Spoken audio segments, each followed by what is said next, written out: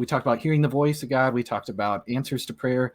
What are, you mentioned angels and demons. If you want to share maybe one of those. Yes. I know we're kind of far in our time right now. I don't want to keep you too long. Well, we'll do this and then we'll close up. But back in around 94, I had an experience I never had before. I preached at a church in Seattle in May at a conference. And Friday night after I spoke, a woman comes up to me and says, "Hey, thank you. I loved your talk. And by the way, the entire 50 minutes you spoke, there were 3 angels standing around you, guarding you. There was a tall one behind you and 2 shorter ones on either side of you." Well, I thought she was nuts. Mm-hmm. And I got away from her as quickly as I could. I thanked her and I got out of there. Found out from the pastor that she was one of the lead disciple makers in the women's ministry, but I still had no inclination at all to believe her. Fast forward to around the first part of September, and I was going through a hard time with something. And in 35 years of being a Christian at that point, I had never prayed this in my life. And I prayed, "Lord, I don't know if those angels were real or not. If they were real, would you send them here or to protect me? And would you let me know that they're here?" I'd always prayed for God's protection, but one of the things angels do is guard us. And so I asked him to send angels. Never done that before.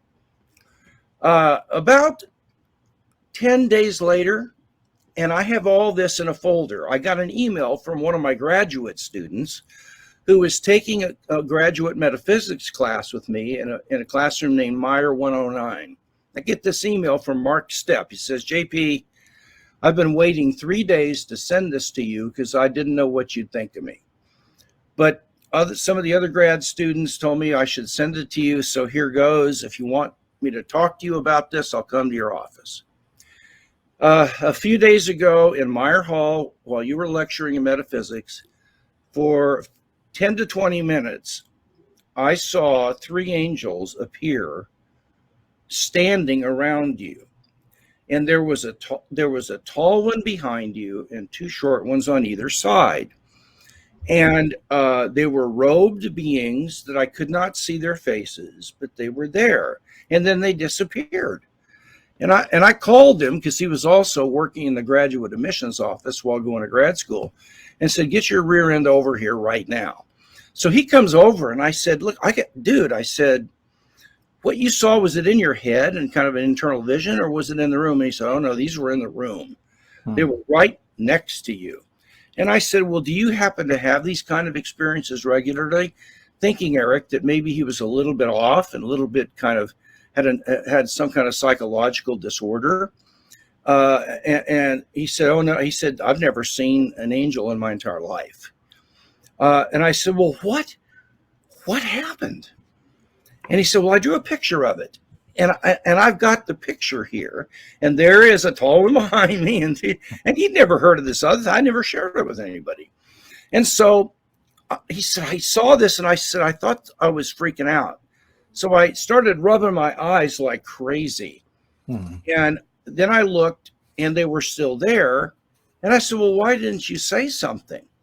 And he said, "Oh yeah, Dr. Moreland, wait a minute, don't keep going. There are 3 angels that have just appeared next to you. You think I'm going to do that?" It was hard for me to get the guts to email you this. Now, there's a parenthesis here. I have a student that works at Impact 360 outside of Atlanta, and he was in the graduate program and sat right behind Mark in that class. When I shared this to their organization, he came up to me later and said, "JP, and I know this guy. I've known him. We're family friends. I was there that day." I said, "What do you mean?" "I remember the day at the first couple of weeks of the semester when all of a sudden Mark started flipping out.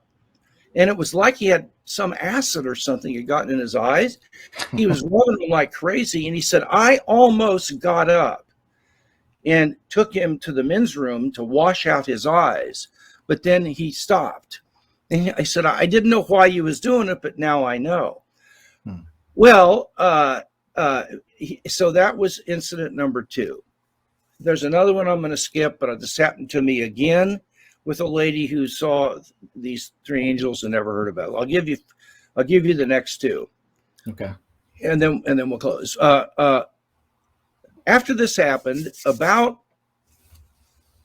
4 years later, I got an email from a lawyer in the LA area that wasn't a student, but he said, Dr. Moreland, you don't know me. I know you've had issues with anxiety. I'm going through horrible anxiety. Can I come and see you at your office? And I said, please do. So I set up an appointment. I tried to help him for about an hour. And then I said, do you mind if I pray over you? So he got on his knees and I laid hands on him, prayed for him. Mm-hmm. And that was it. 18 months later, I get an email from this lawyer. And I have my exchange with him right here in the folder. So I have proof. And he said, Dr. Moreland, you're not going to remember me, but I was the guy that came in. Well, I didn't remember him, but he told me who he was. I've been sitting on something for 18 months, and I got to tell you, I don't know what you're going to think of me. When you got me on my knees, I closed my eyes, and as you started praying, I felt presences come into the room. And I opened my eyes.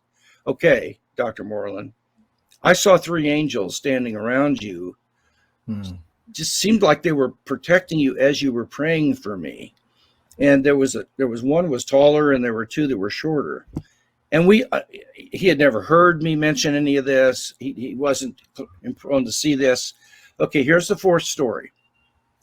In 2019, I went to speak at an apologetics conference in Portland, Oregon. And I brought one of my buddies from church who's about my age to go with me.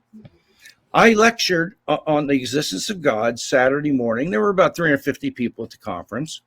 And then we had a 30-minute break, and we had different organizations that were presenting their books and their wares, as were we. And I was sitting down behind our book table, and my buddy was next to me, Mark Stevens, and the 2